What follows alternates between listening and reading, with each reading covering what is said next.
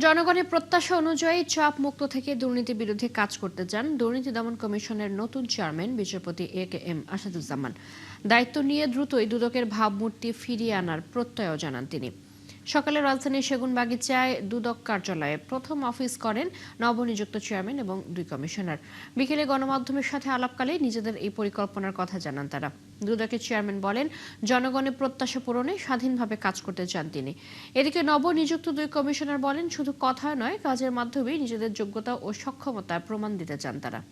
আমরা যেন মানুষের প্রত্যাশার মতন করে প্রত্যাশা অনুযায়ী দেশের জন্য কাজে করতে পারি, দুদকের ভাবমূর্তি ফিরিয়ে আনতে পারি, দেশ থেকে একটু সন্ত্রাস দুর্নীতির মুক্ত করার যথেষ্ট চেষ্টা করতে পারি।